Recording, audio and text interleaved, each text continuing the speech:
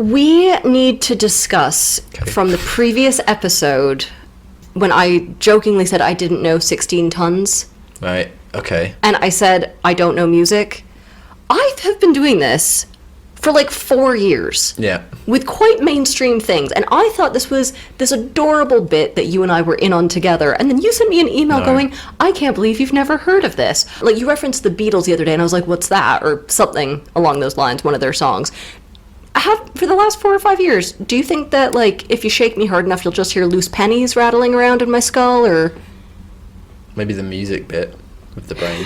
Yeah. I was just really upset by that. I thought that was a joke that we were all in on together, but it was just me. Yeah. The best kind of joke, in my experience. Well, it's all part of our Sam and Diane vibe. It's fine. But do I commit now?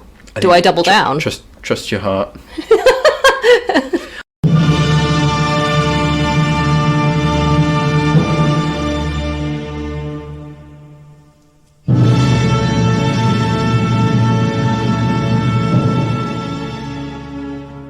Welcome to Save Me From My Shelf, a literature podcast where we take classic tomes off their pedestal to make you less anxious about reading them.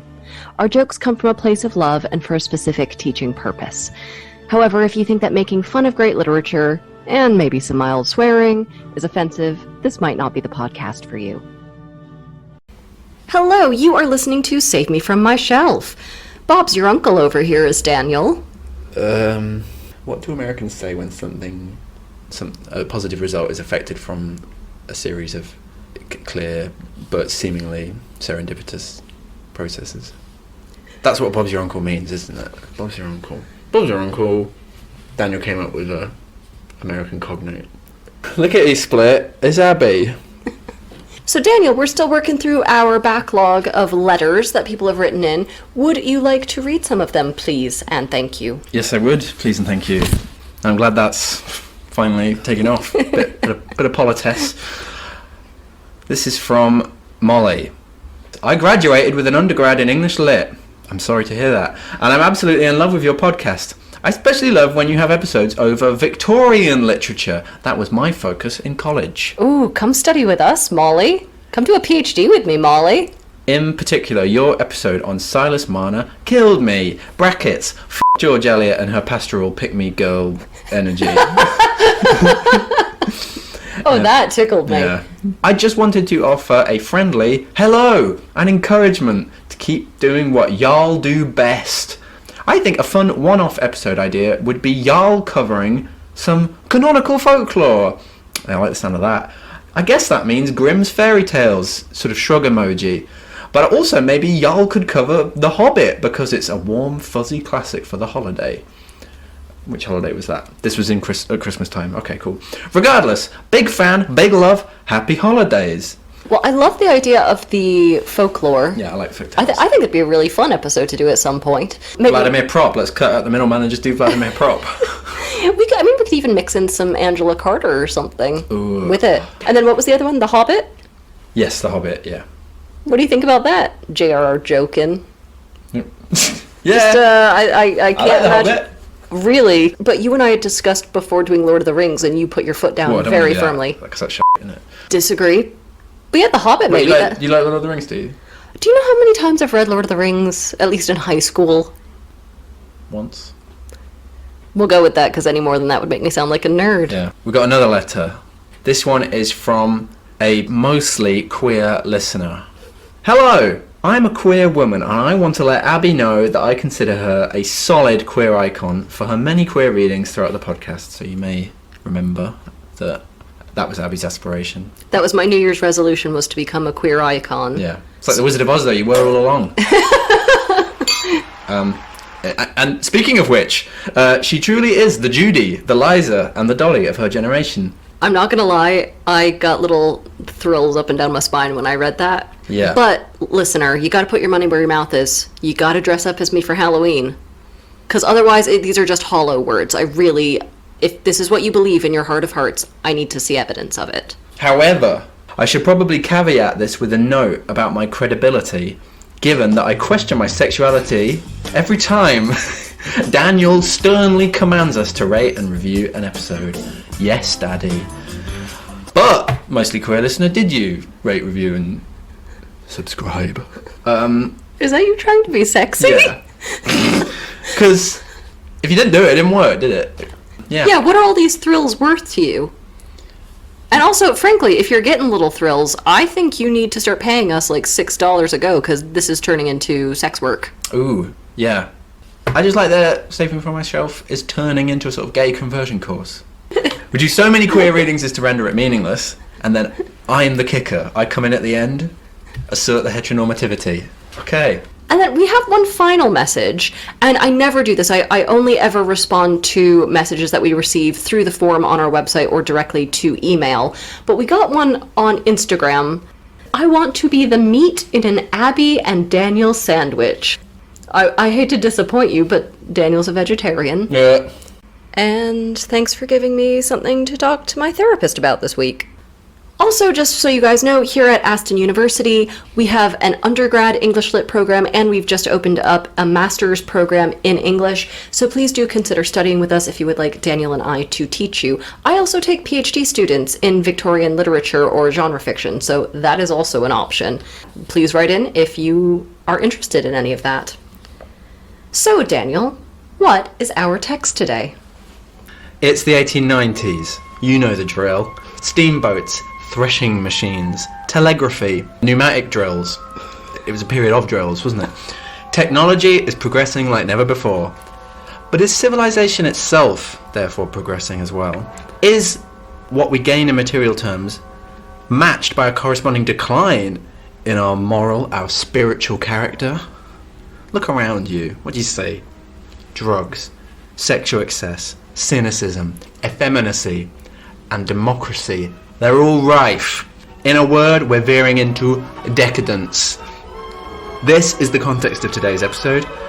Not only the book itself, but also the fact that the great unwashed were the ones who voted for it. Because we're doing Oscar Wilde's Dorian Gray, 1891.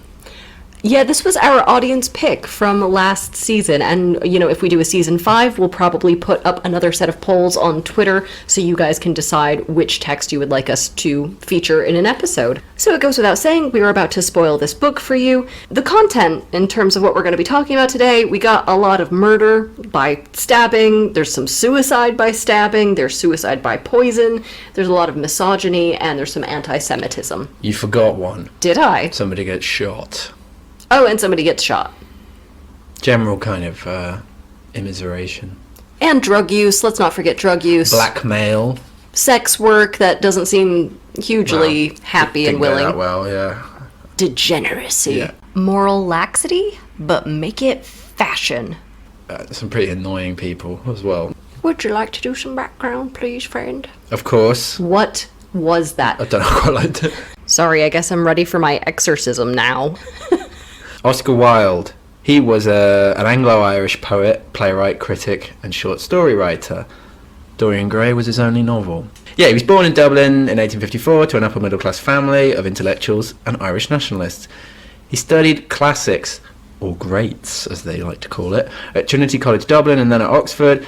At Oxford, he attained notoriety as this kind of dandified bohemian. In the 1880s, Wilde moved to London. He got married. People might not know that. To a lady. To a lady, yeah. And he made a living writing and editing newspapers by giving public lectures. More importantly, I think maybe he was this kind of all-around society type, so he just kind of milled around with the big names of the period. You know, all those household names that we all talk about today. Walter Pater, John Ruskin, Gilbert and Sullivan, Lily Langtry. Imagine that, Lily Langtry and Oscar Wilde. I would love to be a fly on the wall there. Can I tell you my Lily Langtry story? Yes, please. She was the mistress to Edward VII. Oh, yeah, this is a good story. Yeah. And it's disgusting, so, you know, brace yourselves for some sexual content here. But one day, Edward VII was lamenting how much money he had spent on her over the years, and he said, "Madam, I've spent enough on you to build a battleship." And she said, "Sir, you've spent enough in me to float one." Yeah. That is fucking disgusting. Yeah. But her timing, man, can't beat that timing. Yeah. But anyway, okay, Wilde, Belle of the Ball. Who else was he kicking it with, Daniel? James McNeill Whistler, George Bernard Shaw. Can't think of any funny anecdotes about him being witty. Bram Stoker, tons of aristocrats, and Wilde cemented his reputation as an aesthete and wit. Same. Yeah. So he published collections of short stories in the 1880s, you know, The Happy Prince, Lord Arthur Savile's Crime. They're kind of like sort of fairy tale type things, aren't they? Mm-hmm. Dorian Gray wrote in 1891, and then after that he's shifted to writing drama. So we've got the kind of erotic thriller Salome. Which I love. I've read that. That's a cool read. En français? No, because when I read it, I couldn't read French yet. Okay. And the comedies, Lady Windermere's Fan and The Importance of Being Earnest. I really like Salome. For those who don't know, it's obviously about the sort of biblical Salome and John the Baptist, but it is written in such a way as to mimic the sex act, so it gets more frenzied as it goes on. The climax of the play is supposed to actually mimic a climax. It's very, like, rhythmic. Could be a bit revealing, couldn't it? So you're like, oh, is that how you think it goes, Mr. Wilde? Yeah, why is there a bit where somebody just cries for 20 minutes after? Yeah, exactly. Stop him for a sandwich halfway through or something. Wilde's biography is dominated by the controversy that surrounded his homosexuality, which was very publicly outed in the 1890s. So Wilde had been having an affair with this young aristocrat called Lord Alfred Douglas, Bosie to his mates. I hate Bosie, Lord Alfred Douglas, more than I think I hate any historical person. He is such Hitler? No, he's worse. Oh, really? No. You, sir, are worse than Hitler. Well, maybe if Bosie had been in power, imagine what would have happened. Shit, I just remembered that Bosie was a Nazi sympathiser. There you go. Seals the deal. There you have it. Carry on. He's an absolute dirtbag. He is just the fuckboy. He just took him for a ride. You got him to spend all of his money on him and bail him out, and he was spending it on, like, young, pretty fellows and things. What, so Wilde was spending his money on a young, pretty fellow who was spending his money on an even younger, prettier Yeah, he was fellows. sugar daddying, and Bosie was using... So Wilde was a sugar granddad, is what you're saying. Oh. And Bosie was a sugar dad. Yeah, he was filtering through the money so then he could get sugar babies of his own. Wow. Ugh. Kind of like a pyramid scheme or something, isn't it? Anyway, so in 1895, Bosie's father, I like this guy. As we've already discussed, I'm super heteronormative. You know, I can actually turn people just like that. Marquis of Queensberry, Bosie's dad, alluded that Wilde was a sodomite at Wilde's club. He left a little calling card for him, didn't he? And it said, to Wilde the sodomite or something like that. And that was meant to completely disgrace Oscar Wilde, because being gay at this period was a crime. Yeah. So Wilde sued him for libel, because this accusation would, ruin his reputation. Unfortunately, it's not libel if it's true, is it? You know? So Wilde was gay. And how? Yeah, and that kind of came out in court. So Wilde lost his case, and he was subsequently tried and imprisoned for gross indecency, which, means being gay. And he was sentenced to hard labour. After a 2-year sentence, Wilde's reputation and health were ruined, and he moved to Paris and died in 1900. So pretty sad ending for Oscar Wilde. I do feel like gay genius Leonardo da Vinci walked so Oscar Wilde could run. It's just a shame it was straight into a brick wall. So, Dorian Gray was first published in serial form in 1890. It was then expanded into a novel in 1891. This later version has... Is that the one that's prominently read today? Is that the one that we read? Yeah, the main one that we read. Wilde excised a lot of the kind of more overtly homosexual aspects of the narrative. That said, this is still a very, on-the-surface gay book. So we do a lot of queer readings on this podcast. This isn't really a reading. This is kind of just explicitly what happens. So I think I'll put in a default queer reading here for posterity. But we're gonna need something else, a different sort of sound effect to just emphasize on the surface gayness. Keep it gay, keep it gay, keep it gay. I've written a lot of jokes in this that revolve around queerness. I am living my best life. This is QueerCon 2023. If you guys are not interested in hearing that today, turn this off because I am raring to go. Okay. Yeah, the novel explores a lot of other themes associated with Wilde's life, though, as well as homosexuality. So high society and the demi-monde, the kind of the world of criminals and stuff underneath high society. The role of art, its relationship to life, tensions between public and private life, and also the fin de siècle artistic movements of aestheticism and decadence. And they made a lot of the idea of art for art's sake. So, art doesn't need any kind of practical function. It doesn't have to be moral or, instructive or anything. It should just be appealing in its own right, appealing to the senses. Decadence, in particular, is about a kind of hedonism built on art for art's sake, isn't it? So it kind of fetishizes like artificial and eccentric ways of living and, you know, trying to kind of, you know, be out of step with normal society. But with this kind of fatalism about the state of civilization, you know, they're kind of like, it's all going to pot anyway, we might as well. It's last Might days as well of run with it. Yeah, last days of Rome, exactly. You know, let's all feast and until the world explodes, sort of thing. Like, till the Goths turn up. So another big aspect of Dorian Gray is the role of wit. So it's full of all these like wildisms, you know them, the kind of epigrams, the one-liners that are all kind of dry and ironical and self-aggrandizing, but also kind of absurd. He writes characters' lines as tweets. Yeah, exactly. Basically. Yeah, let's have a few of them from Wilde's, you know, biography. I can resist everything except temptation. Ha ha ha. I have the simplest taste. I'm always satisfied with the best. You know, me both. One can survive everything nowadays except death. Hilarious, because, you know, you can't survive that, can you? The famous deathbed one. This wallpaper will be the death of me. One of us will have to go. They kind of annoy me a bit, don't they? You sound incredibly fed up with this already. Yeah, Lord Wotton, the character that's the sort of Wilde proxy, does these all the time. I'm going to try and elide them completely. I just want to call it Bants. This is Bants, pure and simple. This is where Bants came from. I hate Bants, alright? And this is like the sort of Bants at its highest and at its most, you know, kernel. I hate the word. Yeah, Bants. I hate everything about Bants. You know this about me, and you've done this anyway. This is something that, if I hear somebody saying, even ironically, like, oh, it's all for the Bants, you and I are probably not going to get along, and you have done this, Daniel, just to irritate me today. I appreciate you're trying to undercut the character and his wit, but I'm angry about it. Well, this was QueerCon 2023, and two birds, one stone. I'm very happy to hear that. So I'm going to put a little ding in every time you say Bants, so I can tally up at the end how many minutes I have to hold your head underwater.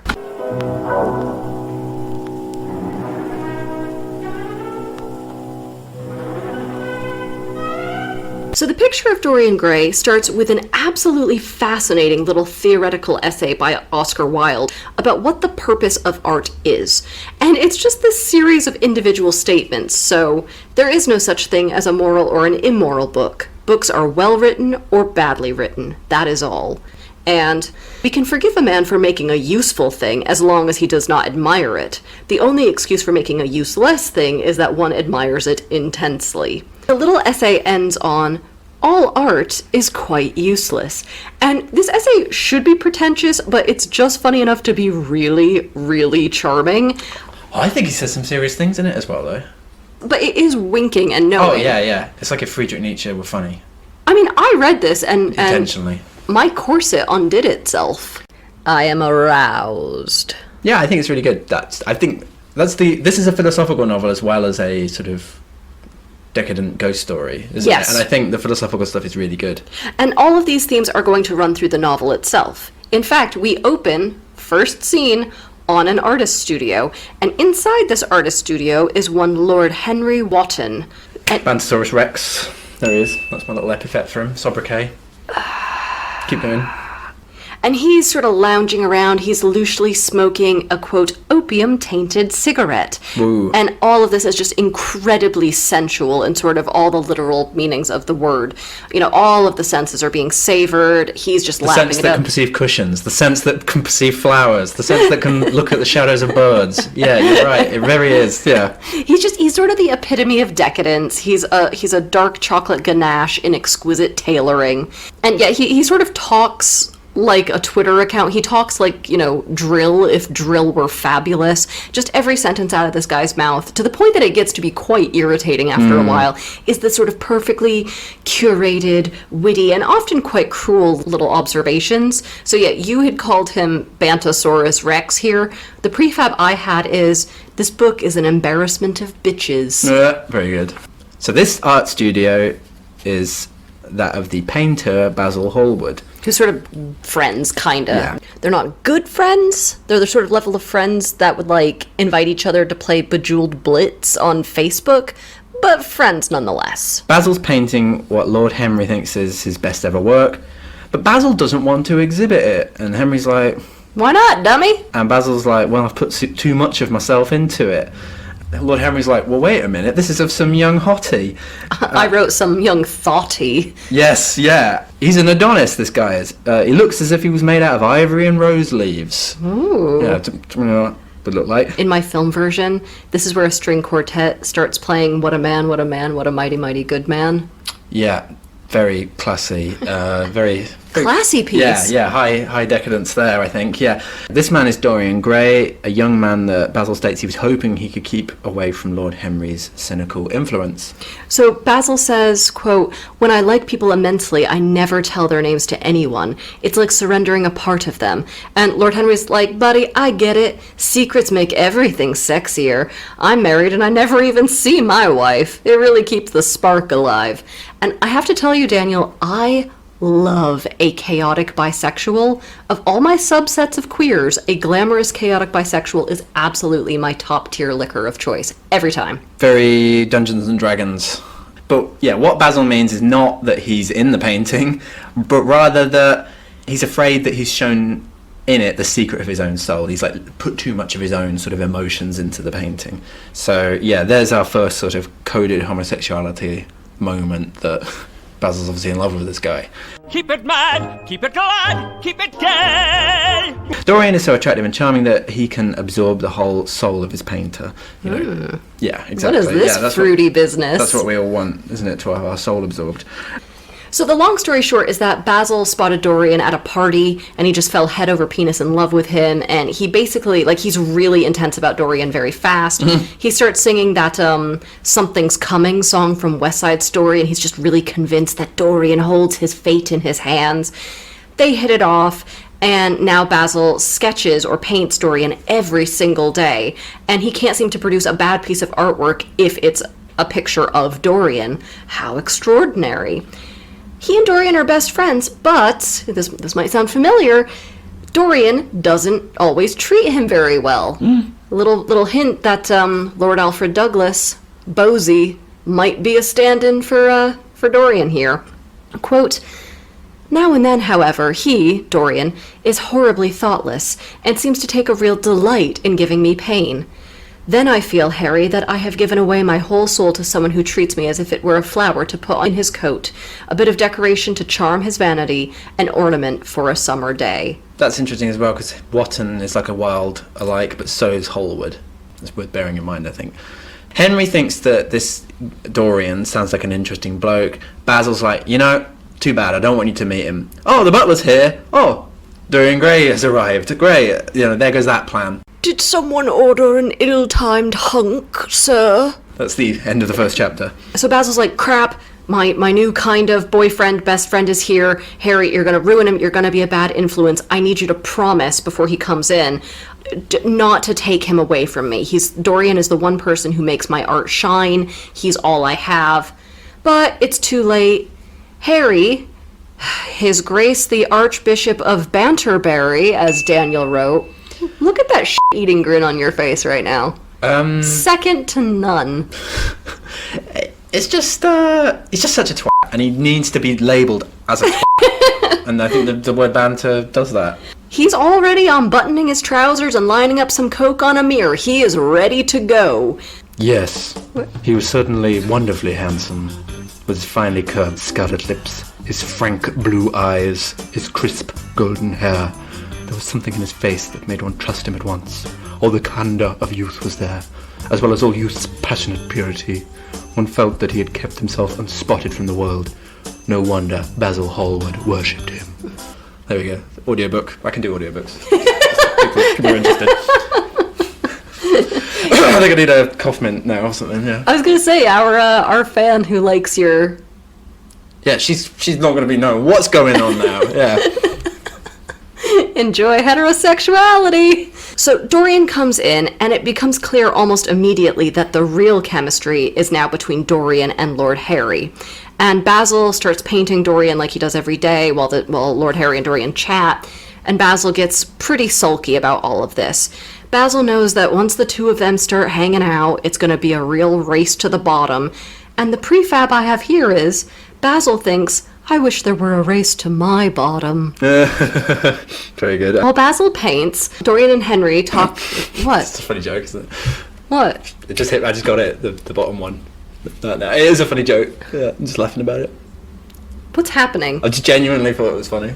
So while Basil paints, Dorian and Henry talk about all different kinds of things. Bad influences, sin, morality, the soul, pleasure, regret, and how youth is the only thing worth having. How Dorian, with all of his beauty and charm, could practically own the hedonistic world they live in, if only for a season, until he gets old and his beauty fades. I had this exact conversation with Mickey Rourke once. So Dorian gets really worked up by all of this and flustered, and he thinks that Henry, quote, had touched some secret chord in Dorian that had never been touched before, but that he felt now vibrating and throbbing to curious pulses. Yeah, wow. Keep it happy, keep it snappy, keep it gay. Yeah. Oh, hello. God. Curious pulses. Look at those lentils. I've never seen a lentil like that before. Basil has in the meantime finished his painting and invites the pair to have a look at it. Dorian is shocked and moved by it. Quote, the sense of his own beauty came on him like a revelation. We've all been there, haven't we? But then he starts worrying. Quote, there would be a day when his face would be wrinkled and wizen, his eyes dim and colourless, the grace of his figure broken and deformed, the scarlet would pass away from his lips, and the gold steal from his hair. Dorian starts freaking out. He says, oh, I'm jealous of the painting. Why should it keep what I must lose? Every moment that passes takes something from me and gives something to it. If only it were I who was to always be young, and the picture that was to grow old. For that, I would give everything. Oh, wow, yeah, he's at the little fortune-telling robot, isn't he? Yeah. Tom Hanks, that's casting, done. I'm really impressed with your snotty little rich boy accent. That was pretty good.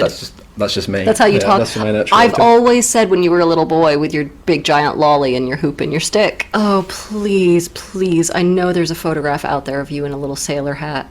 I know it. Yeah, well, it doesn't look very good, let's put it that way. Yeah, it's a lot of stuff's happened to it. So, do you think this is a tacky moment for Wilde? yes. Also, I suppose that's one of the ambiguities of the text, isn't it? That it is sort of like a folk tale almost, and it needs this kind of Faustian moment. So Dorian basically bursts into tears because he's so upset that he's going to get older one day. And Basil's like, Jesus, if it's going to upset you this much, I'll just tear the painting to shreds and you won't have to be jealous of it anymore. So he approaches the painting with a knife, but Dorian stops him, saying that to cut up the painting would be murder. Whoa, yeah. Foreshadowing, hold on. Get that on me. What? So, Basil infers that Dorian's new outlook on life was a gift from your friend of mine, Banter Claus. Daniel, I hate you. Yeah, exactly. Lord Henry, he's corrupted Dorian already. Basil realises that Dorian is now completely under Lord Henry's wing. Motherfucker moves fast. Yeah. So Lord Henry, a.k.a. the Banta Ray, as Daniel wrote. Yeah. I'm gonna put you in a sack and drown you in the river. I'm so mad at you right now. Sorry. He starts asking around high society about Dorian. Turns out Dorian's mother was a rich, beautiful noblewoman who ran off with a poor soldier, causing a scandal, and they both died within a year, leaving young Dorian, quote, a son of love and death, to be raised by his lordly grandfather. Lord Henry absolutely loves this dramatic backstory, and he's like, Dorian, I've decided I'm not going to be your boyfriend. I want to be your mother, your father, your everything now. I will show you how to live. I will breastfeed you. Yeah, that's a good bit. Quote, talking to him, Dorian, was like playing upon an exquisite violin. He answered to every touch and thrill of the bow. He, Lord Henry, would seek to dominate him. Already had, indeed, half done so. He would make that wonderful spirit his own. Oh, my toxic little chili pepper. Yeah, jeez, yeah, God. Henry and Dorian start hanging out a lot, and they're the toast of society. Lord Henry's the brains, Dorian's the body. Who runs Bartertown? Master Blaster runs Bartertown, which is a joke that Daniel will neither get nor appreciate. No. You don't get that at all. No, and I didn't really like it either. Oh, well, sorry for not being funny. I grew up beautiful and never learned how to compensate. Do you want me to not appreciate it? I thought I wanted to confirm your prediction.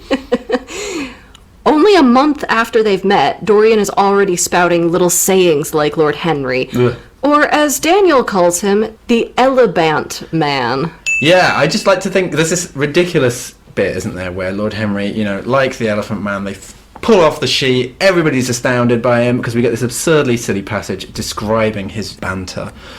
He played with the idea and grew willful, tossed it into the air and transformed it, let it escape and recaptured it, made it iridescent with fancy, and winged it with paradox. The praise of folly as he went on soared into a philosophy, and the philosophy herself became young, and catching the mad music of pleasure, wearing what might fancy her wine-stained robe and wreath of ivy, danced like a bacchant over the hills of life, and mocked the slow Silenus for being sober.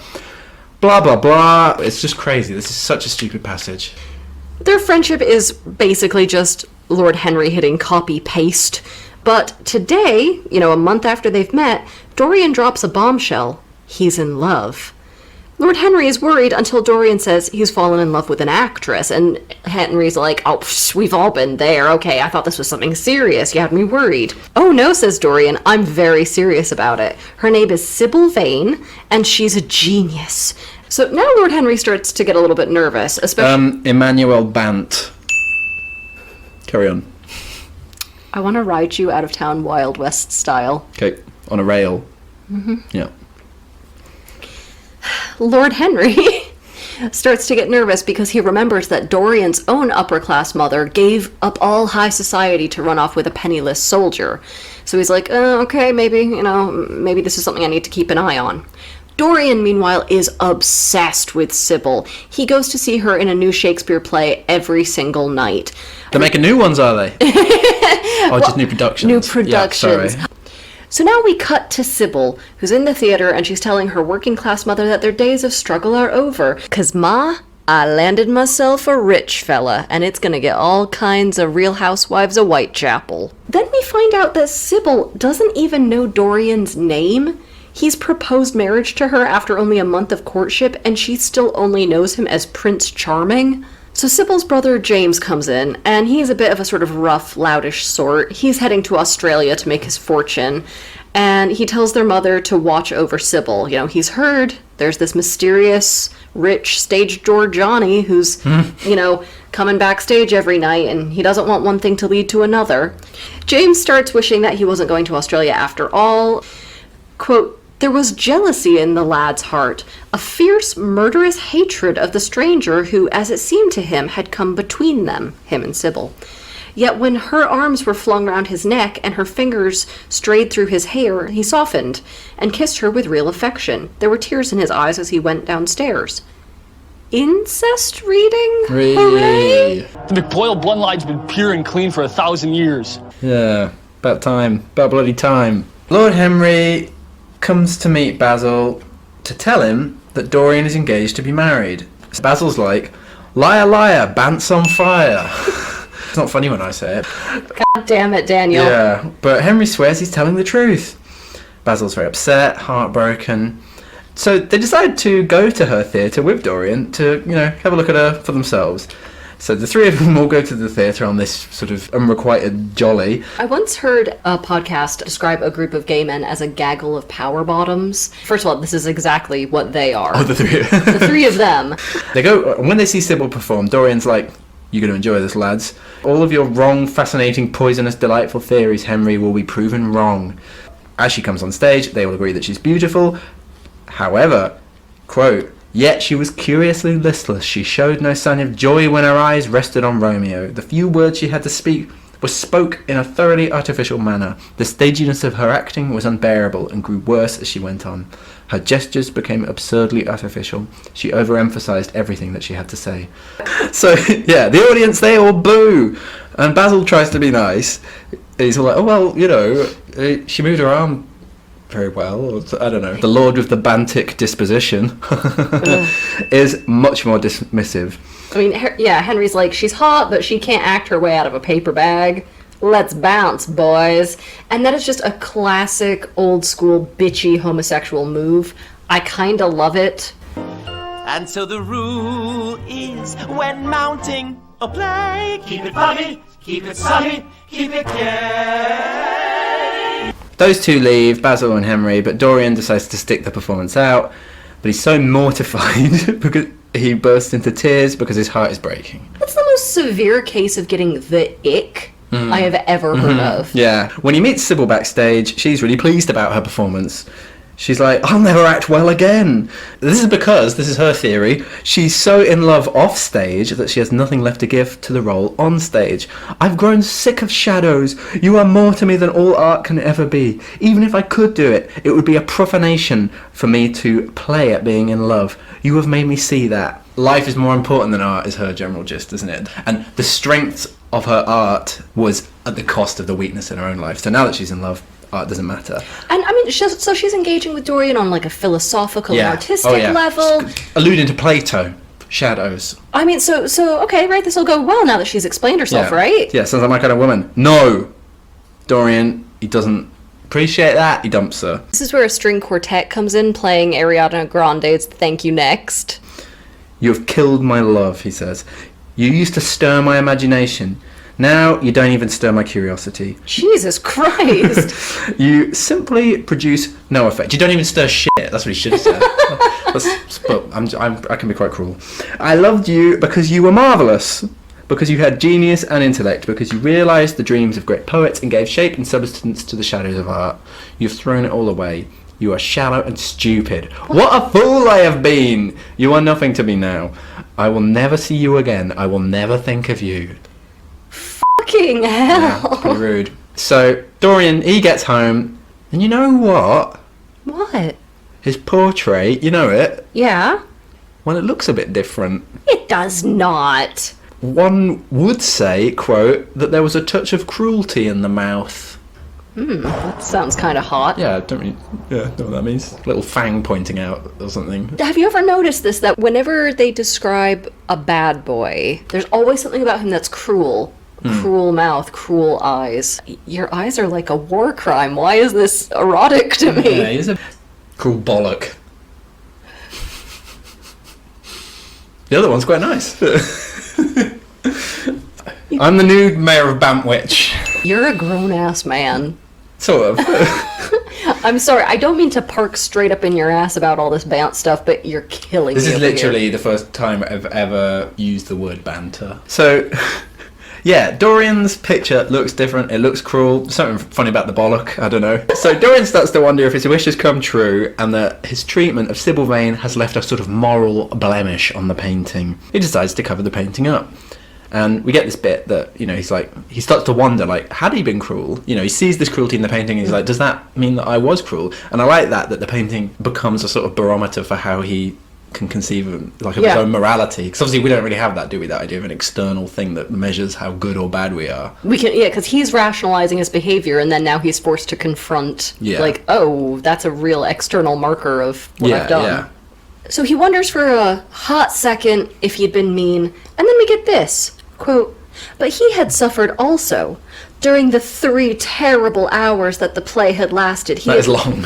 he had lived centuries of pain, eon upon eon of torture. Besides, women were better suited to bear sorrow than men. Whoa, get out the body chalk. We got a victim over here. Yeah. He, to process all of this, he goes on a very dramatic and very decadent walk, passing, the drunks and the sex workers. He looks at tulips for a while, and then he eats cherries that, quote, had been plucked at midnight, and the coldness of the moon had entered into them. Midnight cherries. Come on. Midnight Cherries would be a great band name. Yeah. Dorian, after his long decadent walk, he decides, you know what, I'm going to be a better person. Quote, the picture, changed or unchanged, would be to him the visible emblem of conscience. He would resist temptation. He would not see Lord Henry anymore. He would go back to Sybil Vane, make her amends, marry her, try to love her again. So the next day he begins to write a love letter to Sybil to win her back. That's when Lord Henry, the world banterweight champion... I wasn't even sure bantamweight was a thing. I had to look that up. You put research into this? Lord Henry shows up, and he's surprised to see Dorian in such a chipper mood. He thought he'd be in pieces. And Dorian's like, no, I'll make it all okay again, it's fine, I'll marry her. Marry her, Henry says. But didn't you get my letter I sent you this morning? It's in all the papers. Sybil Vane is dead.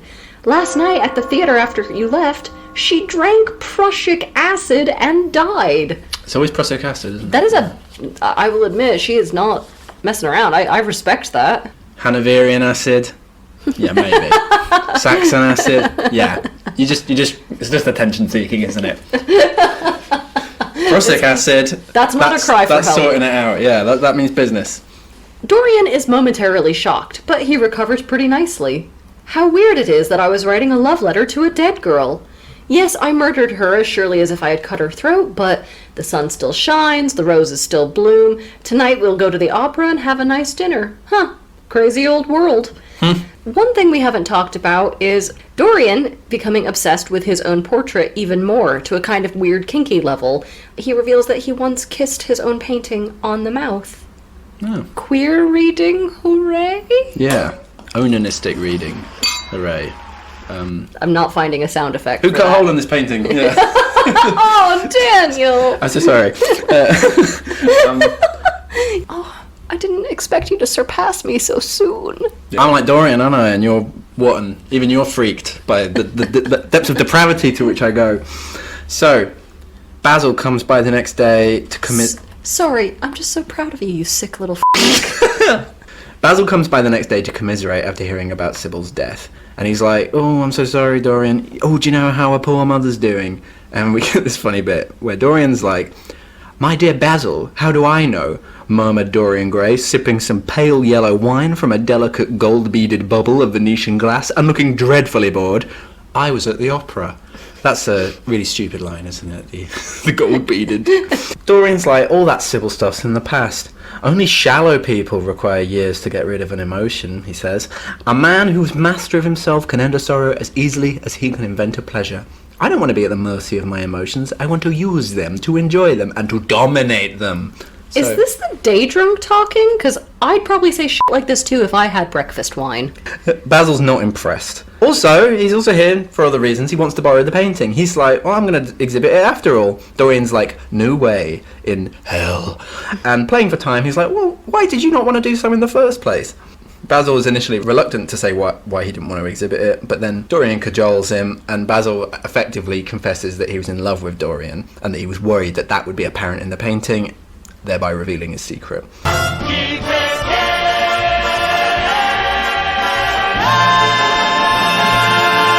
Dorian takes steps to avoid anyone ever seeing the painting.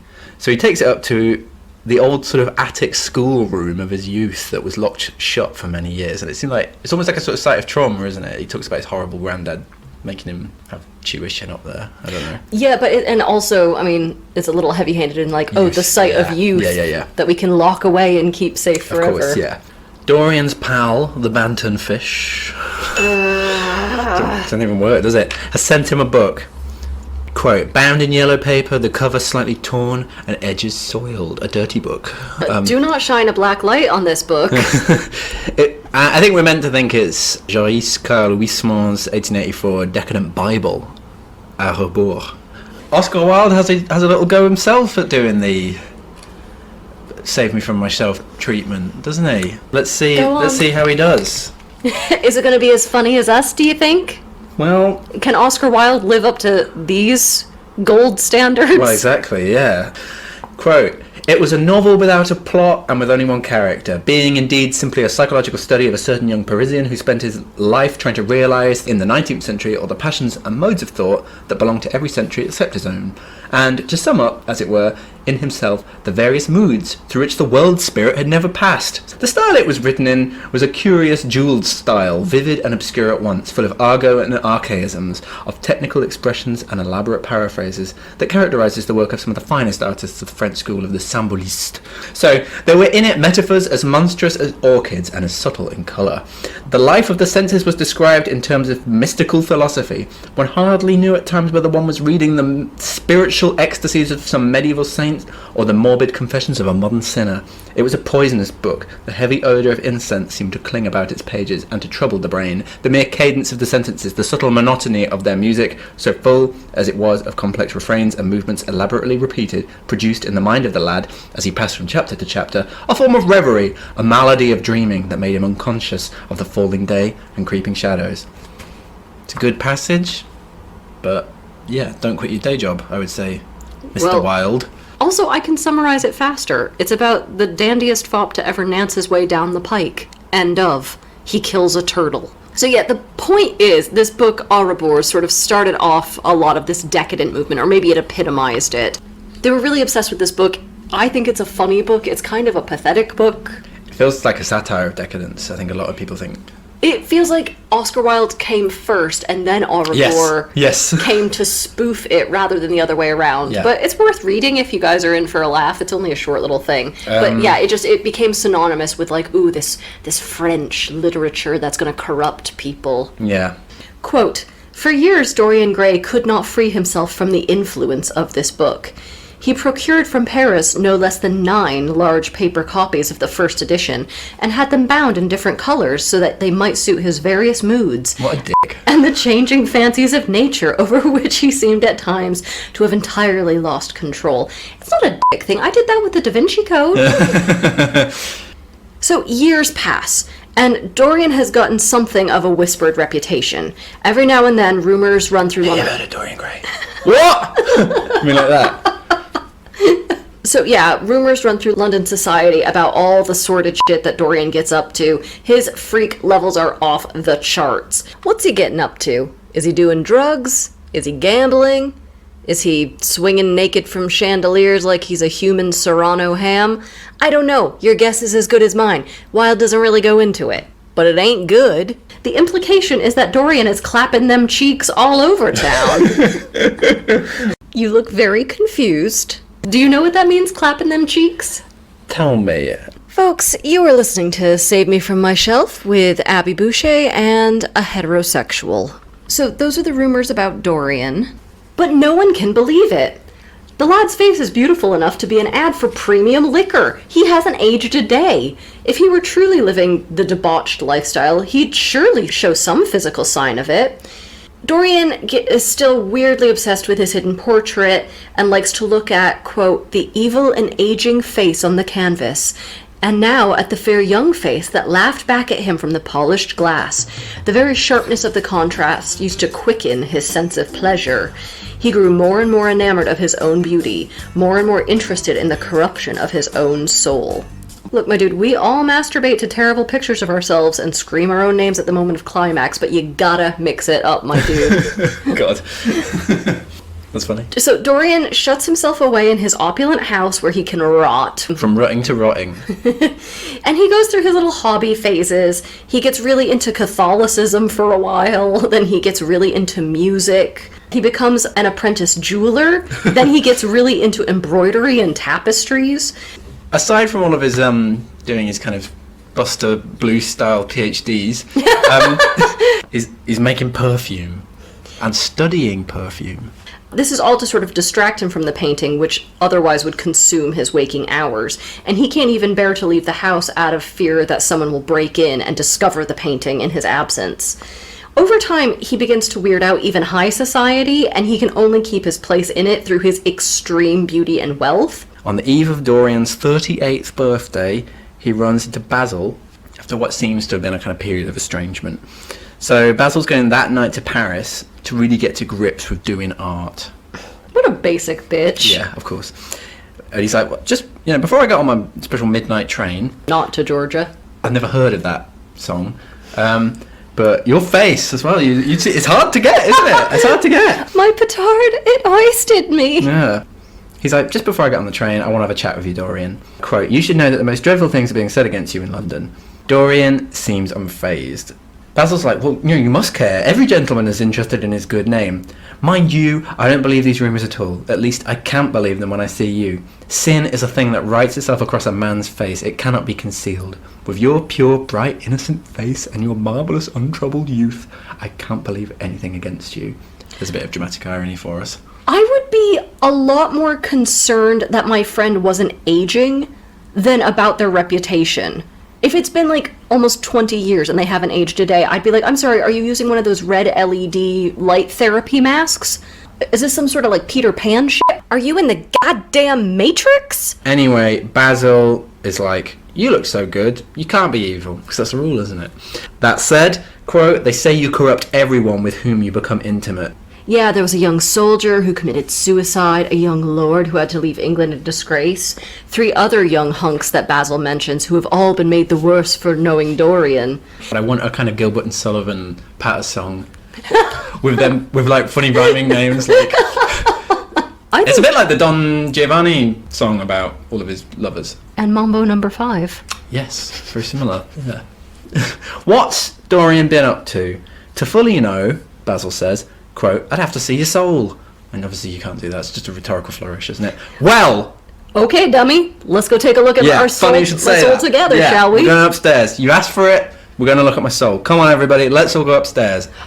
They unveil it, and it doesn't look good. There was something in the expression that filled Basil with disgust and loathing. Ooh, Jekyll and Hyde. We don't know what it is, but it's evil looking, you know? Oh, I love that you can't articulate Yeah. that. Fantasiac horror was, especially gay horror, was all about Stuff you can't articulate. dare not speak its name. Well, exactly, yes. The horror, whatever it was, had not yet entirely spoiled that marvellous beauty. There was still some gold in the thinning hair and some scarlet on the sensual mouth. The sodden eyes had kept something of the loveliness of their blue. He used a TikTok debauchery filter. Exactly, yes. Dorian explains the Faustian deal.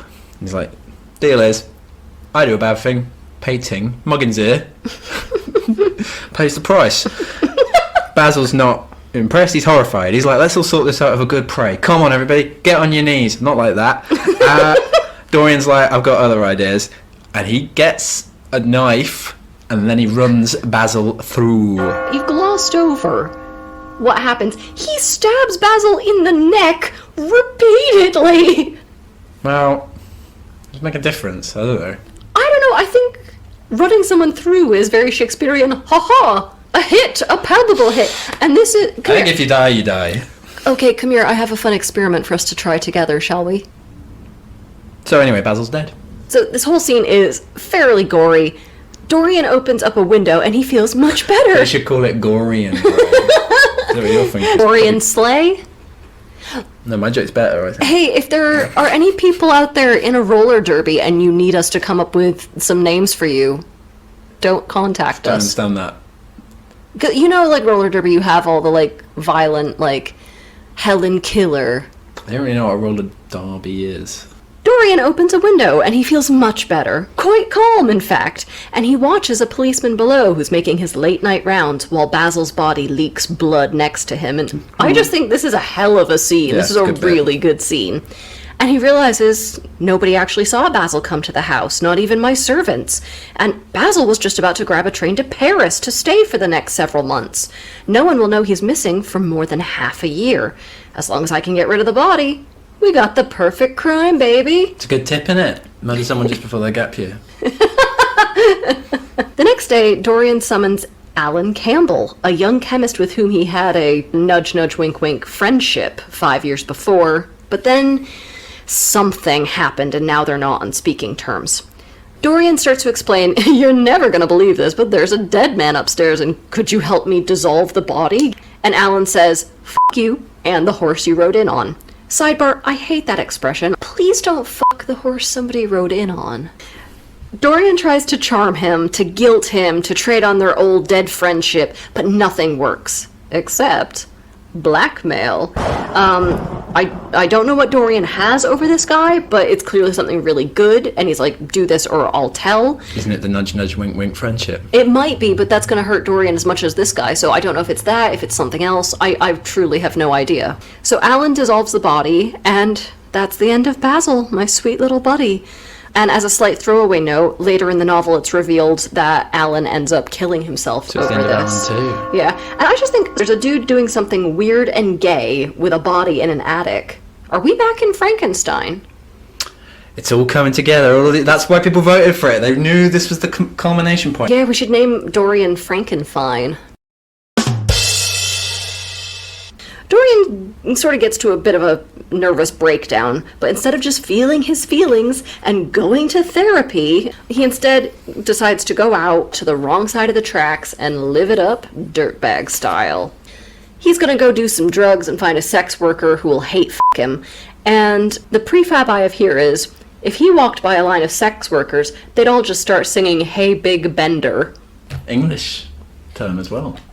Well, I'm British now. Oh yeah, I forgot. Well done. So he runs into a drunken sex worker who Dorian has clearly been with before, because the implication is that she was a respectable woman who he has ruined and sent out on the streets. She offers her services. You looking for business? And he's like, no, I'm not that depressed. As he leaves, she sarcastically calls after him something to the effect of, oh, you like to be called Prince Charming during coitus. That was the thing that Sybil Vane used to call him. A sailor at another table jumps up at hearing this and follows Dorian outside. That's right, after almost 20 years, James Vane is back from Australia. This is the first clue he's ever gotten about who caused his sister's death, because in 1891, there are no white women hosting true crime podcasts and solving cold cases. James Vane, he runs out, rugby tackles Dorian. He's like, you're the bounder that did my sister wrong. You know, I know that because you got called Prince Charming, and Dorian's like, oh, listen here, old fellow, that was 18 years ago, and look how young I am. And James is like, oh yeah, I nearly just killed an innocent man. You're like 28 or something like that. You were a child groom bride? Yeah, go on, get your beautiful cheekbones out of here. I'm so begging your pardon, mister, begging your pardon. And then that sex worker from earlier, the one who, called him Prince Charming, actually she turns up. Yeah, it was him. He's in his 40s. He ruined me too. What does she call him? He's the devil's bargain, matey. But that's him. That's your man. And James is like, oh, blow. And goes off to chase him. Can't find him. He's gone. So he shakes his fist at the sky and goes, charming! Exactly, yeah. Next, we get some more high society stuff. Oh, good. We get some dialogues about gender and aesthetics. They're good bits. They don't really work in this context. Dorian certainly thinks they're very boring. He just kind of collapses and lies in bed for 3 days in a melancholy stupor. Everyone passes this off as just something that gentlemen do from time to time, but the real reason that Dorian fainted is that he saw James Vane's face pressed up against the conservatory window outside, watching him. So he'd found out who Dorian is. He's hunted him down. Prince Paradox, the Prince of the Fantastic Planet is sometimes known. Daniel, that is unhinged. Yep. No. Henry Wotton. Yep, doesn't matter. I saw that film Fantastic Planet recently. I'd recommend it. It is stupid. He's increasingly worried about Dorian. Even the most cynical guy on earth is worrying about. So Dorian recovers a little bit, and he goes out and joins all the other aristos for a big shooting party. He's like, oh, I'm in a bit of a good mood now. I want to see something die. One of the poshos there accidentally shoots one of the beaters dead. Do people know what a beater is? Is that what you were about to ask? Yeah. You tell me. A beater is a servant who would typically go through the bushes and beat the bushes so whatever birds or animals you're hunting jump out. You scare them out and then... Beating about the bush. Yes, that is what that phrase means. Yeah, so one of these poor beaters accidentally gets shot by the hunting party. Dorian is horrified, and he's like, oh my god, it's all about me really, isn't it? Ooh, misfortune follows me wherever I go. This event's an omen, yeah, it's awful. However, it later transpires that the man was not a beater. What? He was not even a member of the estate staff. He didn't have a lanyard or anything. He was a stranger in a sailor's uniform with a gun on him. So how the hell do you mistake him for a beater then if he's there? He just shoots some bloke far off. If he's dressed like you used to dress as a little boy. Yeah, it was a big lolly. If the bullet had gone through that lolly, he would have been alright. Dorian goes to have a look at the body. You never believe it. You never Adam and Eve it. It's James Vane. So this was actually about Dorian the whole time. Yes, yeah, as everything is, yeah. I was really geared up for a great cat and mouse thing. I thought this was going to be like, me too, yeah. Like an Acme cartoon where, Dorian's walking down the street and pianos are like dropping just behind him, or he's like a Mr. Magoo sort of situation. Dorian is driving through the desert. James Vane paints a tunnel into a cliff face. Dorian crashes into it and the cliff face looks old. No, that does not work. Okay, it's fine. So after all this, Dorian realizes, okay, I've just had a very narrow escape. Not entirely sure why, because surely if he gets shot, the painting will just have a hole in it and he can carry on. Well, yeah. What about if he got shot? Would the painting have a bullet hole in it? Does the painting get fat when he eats? And also, in the kind of like Pirates of the Caribbean, we couldn't be satisfied way, when he takes drugs and stuff, is it the painting that's getting high? I mean, is he completely impervious to any and all bodily harm? If you shove him off a cliff, does he live? Is his painting a kind of pizza? It's gone a bit Jackson Pollock. And I suppose the sort of League of Extraordinary Gentlemen version of Dorian Gray, do they have one? I bet they do. I think they do. Would be like that if you punched him, his painting would have a bruise. But how much damage can that painting take? Can he be stabbed and shot and exploded and doused in lye? And I mean, is there no terps? Do you think that? What's terps? Turpentine. Maybe that would be what. Oh, he Wicked Witch of the West. Oh no, I was thinking that cartoon shoe on Roger Rabbit. Yeah. Dorian decides to turn over a new leaf after this. He's like, listen, I'm going to go to the country, and when I'm there, I am not going to exploit and have sex with this pretty country girl I'm kind of courting. And so every time he manages to resist doing this, he considers it a great moral victory. We also find out in a very blasé way that people have finally noticed that Basil has gone missing, but no one seems to care that much. Even some newspapers speculate that Basil might have been murdered, but And even Lord Henry is like, well, he was a great painter, but he was pretty boring, what with all of his integrity. Lord Henry, a.k.a. Infanta de España. Dorian does a little speculative, Henry, friendo, what if I told you that I murdered Basil? And Henry's like, oh, that's cute, look at your little cute little face, but we all know that murder is vulgar, and you're just too classy a dude. So they have another long talk about how youth and beauty are the only things worth having, and how Lord Henry would give anything to be young again. But also, when Dorian is like, oh, I did a good thing, I didn't seduce this woman, Henry's like, no, you did that out of the perverse desire to be good. So actually you are still really bad. You lose. Oh yeah, he's good coring or something. Oh yeah, he's done a bit of good core. Oh, it's nasty. Oh, tell me I'm your good little boy. Yeah, exactly. You can't win. I'll go to bed at 9 o'clock. Yeah, you know? Horlicks. Dorian goes home and thinks about how virtuous he's been, and how maybe the painting will even change back. He can reverse the damage. It's a moral retinol. So he goes up to have a look at it. Yes, he would be good, and the hideous thing he had hidden away would no longer be a terror to him. No! A cry of pain and indignation broke from him. He could see no change, save that in the eyes there was a look of cunning, and in the mouth the curved wrinkle of the hypocrite. Jesus Christ. I couldn't tell what that looked like. When your face is that fucked up, how can you tell? Yeah. The thing was still loathsome, more loathsome, if possible, than before. Dorian wonders if old Bantrick Sex, Damn it, Daniel. Lord Henry, was right. Damn it, Daniel. Had it been merely vanity that had made him do this one good deed? In hypocrisy he had worn the mask of goodness. For curiosity's sake he had tried the denial of self. He recognised that now. But Dorian also realises, unlike most guilty people, that he can eradicate his pangs of guilt, his conscience, by destroying the painting itself. He takes the same knife with which he stabbed the painting's creator and stabs the picture. And there is a cry, we're going to cut away. There is a cry so horrible in its agony that the frightened servants woke and crept out of their rooms. The servants all break into the room, another Jekyll and Hyde bit, and when they entered they found hanging on the wall a splendid portrait of their master as they had last seen him, in all the wonder of his exquisite youth and beauty. Lying on the floor was a dead man in evening dress with a knife in his heart. He was withered, wrinkled, and loathsome of visage. It was not till they had examined the rings that they recognised who it was. Pow! That's the end. No credits. Doesn't even have any credits. It's just over. With a nasty 38-year-old crone.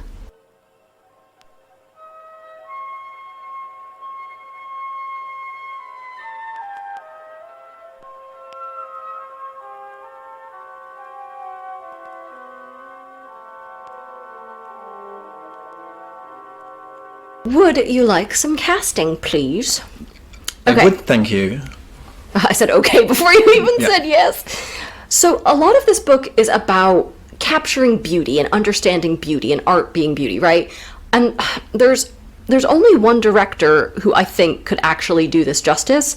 I want Anthony Minghella to direct this. He's my favorite director, and he manages to carve out the most subtle beauty on film that I've ever seen. For Dorian, we should go with a Minghella stalwart, a young Jude Law, who is described kind of identically to how Dorian is in the books. That'd be nice. But Jude Law already... And he goes bald as well, old Jude Law playing the painting. Oh, be nice. Oh, no, I'm sorry, Jude, I know you're a big fan. The problem is Jude Law already played Lord Alfred Douglas, Bosie, in that Oscar Wilde biopic. The Stephen Fry one? Yeah. Oh, right. So I say that we give a previous Dorian Gray, my boyfriend Ben Barnes, I say we give him another go at this. He's pretty much the apex of male beauty. He's good at playing a bit of a shit, and I think he's actually a good actor. I think he just deserved a better film than the Dorian Gray adaptation he got. Be a really good film of Dorian Gray in his attic. Does that even make sense? No, Maybe it's this one. So I think we give Colin Firth another go as Sir Harry. He and Ben Barnes have great chemistry, and I want Ben Whishaw as Basil. Oh yeah, I can see that one. Now for our segment, Bad Goodreads Reviews. I fail to see why this should be on any Christian's recommended reading list. 1 star. Then there was one review that was just a gif of Ace Ventura saying, "Alrighty then," 2 stars. I thought you'd like that one. I feel like this book should come with a disclaimer that there is not an actual picture of Dorian Gray included. Like, why did I even bother buying the book then? 1 star. So, let's get on to your pages and pages of analysis, please. They're yours as well. Oh, they are, aren't they? Yeah. Look at me trying to give you grief. Yeah. Oh god, there is lots of my stuff here. I retract it, and I apologize. That's alright. Wholeheartedly and unreservedly. So, form. It's a ghost story / Faustian narrative, but it's also kind of a very philosophical text, isn't it? It kind of sometimes reads a bit like a Platonic dialogue. You know, there are actual, like, proper dialogue chapters. But then I thought Plato also has all, like, magic rings and fantasy countries, like Atlantis and stuff. And we know that Wilde was into Platonic philosophy, so I feel like there is some kind of... He's almost trying to resuscitate that dead genre. You know, keeping it alive long after. Well... Is this a ghost story? You said a ghost story, but is it a ghost story? It's a supernatural narrative, isn't it? Yeah, I'm like, what would you call that? It's kind of a ghost story as well, like that sense of a presence. What, like the picture is haunting him? Yeah, well, he's a kind of ghost though as well, isn't he? Because he doesn't change, and he's a kind of, you know, there's a kind of, it's sort of a ghost story, isn't it? What I find funny is they change the ending in a lot of the film adaptations. Oh yeah. Where Sir Harry has a cute little daughter who has a crush on Dorian when she's a little girl, but then she grows up and she's the one who teaches him how to love. What? And yeah, they've done this in, I think, at least 2 film versions. And Harry sort of mellows with age, and then he's like, "Oh, honey, you should not get involved with Dorian. Like, we palled around when we were younger, but..." And, you know, he kills himself to spare her, and, yeah, it really undercuts a lot of what's going on. But also, it'd be quite hard to film Dorian just thinking stuff about the nature of the soul and of beauty. That's why you need Anthony Minghella. He could make it happen. Yeah, maybe. Oh, so you talked about the Platonic dialogue chapters. And I thought that every chapter in this is pretty much a scene in its own right. Yeah. We rarely get anything that's sort of panoramic or with time passing, apart from that one chapter that was your favorite, the Dorian's hobbies. And even then, chapter. that's just like a list, pretty much, isn't it? It conveys time passing only in the way that a list can. Yeah. Yeah. But Carry on. I just thought that every chapter in this, considering there's so much about the theater and acting, it felt like set pieces in the theater and everything sort of slots together to make a whole. There's something quite fractured and yet claustrophobic and contained about this book. It's very appealing in that sense. I suppose to be fragmentary, but also, to be claustrophobic, there's a kind of paradoxical quality there, isn't there? Which is in keeping with the sort of ironical spirit of people like Wotton and the sort of overall message of the text, which is kind of hard to pass. So I like that. But the idea that this book is sort of made up of different genres and sort of is resuscitating things. It feels like little set pieces from maybe even different... It's a cubist work. Dorian's painting is cubist. Oh. He goes upstairs and it's this horrible modern painting and he's like, my daughter could have done that, and stabs it. That's what it's about. It's about modern art. It's a Mondrian, yeah. Yeah. Because modernism is when squares Yes, exactly. Did you know that? Yeah. That's, I will just say right now, I'm not a big fan of Decadence because it feels a bit too late to the party for Romanticism, too early for modernism. And that's part of the appeal of it as well, because it is about decay and it is about feeling like you've missed out. In terms of the form, I wanted to talk a little bit, just to tie together some of the threads. Lord Henry's little sayings, his little quips, we didn't even... The bant. I was trying to avoid, in the 11th fucking hour, Daniel. In a sacred space like analysis. I would say I'm a decadent though, aren't I? You've perverted it. Yeah. This is our church. You have profaned our church. Hey, come on. The Jaguars keep breaking into the temple and drinking the holy water. Soon that becomes part of the ritual. I'm going to say bants in every analysis now. But yeah, so we didn't include any of his little sayings, and many of them are really famous. Oh, yeah, no, I like them, yeah. Like, reading this book, I was like, it's like watching Fight Club, where you're like, oh god, that's where that comes from, yeah. Yeah, it was a kind of amazing to read. But I wanted to talk about the sort of psychology of Lord Henry, because everything is such surface level and such bitchiness. It's clearly an intimacy issue. It's clearly a maturity issue. But sometimes it feels quite fractured, like, he's not a real person with real wants and desires, he's just a walking Twitter feed. Yeah, it feels like he and Basil are at times in different books. Or that they're sort of composites, as we've already kind of discussed. They're both sides of Wilde, the showy gadabout and the sensitive, abused sugar daddy, if you can have that. The two sides of Decadence, the two sides of Wilde. Yeah. But as we were talking about... The Wilde side. A little of Lord Henry goes a long way, because at first you start out going, oh my god, this guy's great, he's so funny. Yeah.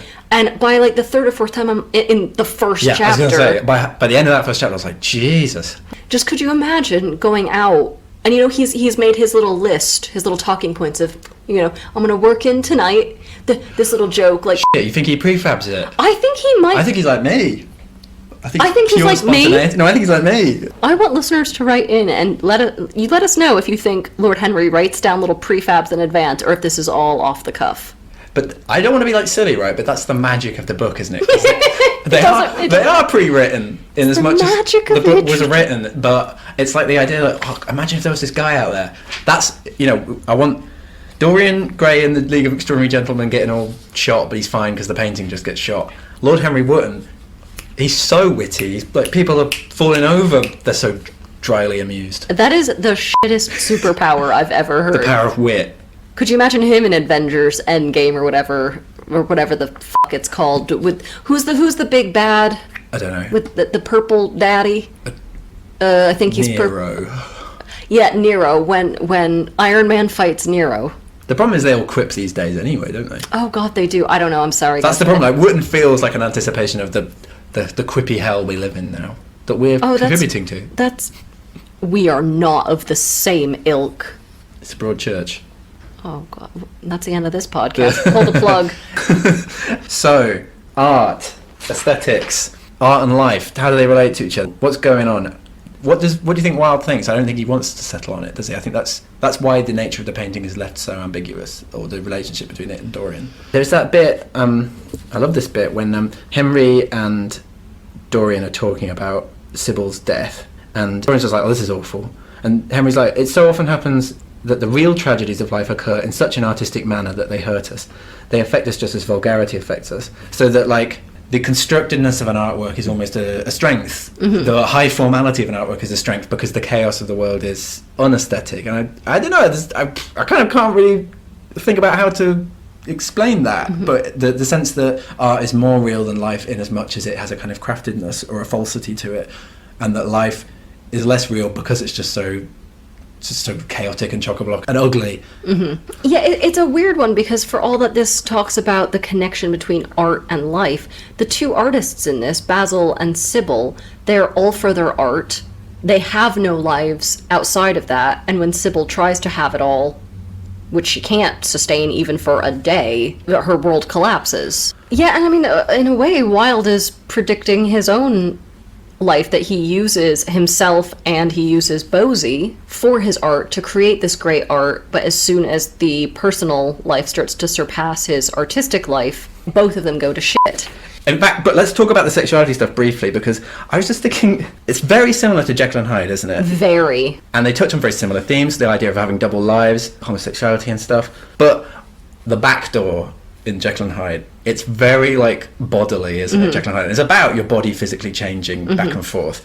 Dorian Gray is much more like spiritual and intellectual. It's like, you know, like the brain is actually the most erotic organ. And I just thought this bit, but I was thinking this bit when Wilde was in the witness box at his trial, and they were like, the prosecuting barrister was like, "What's the love that dare not speak its name?" And Wilde just went off on one, saying, it's the affection for of an elder for a younger man, as there was between David and Jonathan, such as Plato made the very basis of his philosophy, and such as you find in the sonnets of Michelangelo and Shakespeare. It's that deep spiritual affection that is as pure as it is perfect. It dictates and pervades great works of art. Blah, blah, blah, blah, blah. You know, it just goes on and on and on. Obviously, that didn't help his trial at all. But the fact that he would have this really, like, ideal, like, almost metaphysical idea of homosexuality...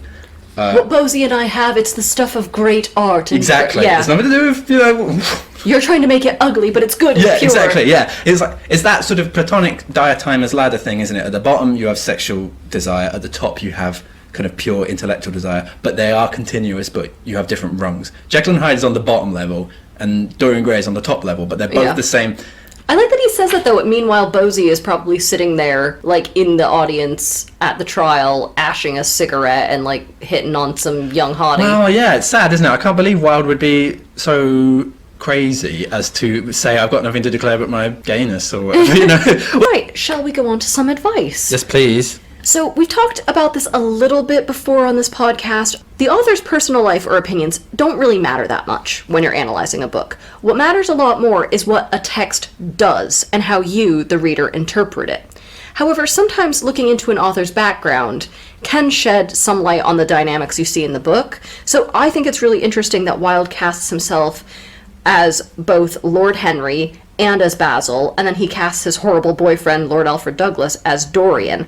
You can take some notes from their relationship and put it on the readings of these characters, and that might give you a little bit more. Just don't rely too much on biography. So, the clue to the next episode. This is a real easy one. We're gonna softball it into you guys. Of all the possible books we could have chosen, this one is the best. Very good. So please write into our email or tweet us at smfms_podcast. Subscribe. You know what to do. Come on, we're trying to, keep this... We're trying to live here! We're trying to keep going. If you're getting even the slightest bit randified by my outro... You need to convince all your friends to subscribe as well. You've done the nasty, now do your duty. Give us those 5 stars. Lie back and think of 5 stars. Yeah. Yeah. Oh, yeah. Right. On that note, you have anything left you want to say? No, I'm all out of bants. Fresh out of bants. Wait, I've got something... No. I was going to try and think of something about, like, the bant well is dry, but what would that be? That doesn't mean anything. Well, exactly. Really, you managed to squeak one more in, just under the wire. Sorry. I'm not even mad. I'm impressed. Thank you. Thanks for listening to Save Me From My Shelf. Our music is The Overture to Don Giovanni by Mozart, and cover art is by Catherine Wu. Our thanks to Aston University's Centre for Critical Inquiry into Society and Culture for funding the startup of this podcast. Contact us at savemefrommyshelf@gmail.com or at smfms_podcast on Twitter.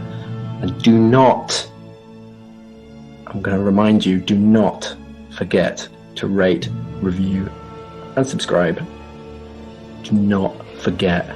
Thank you.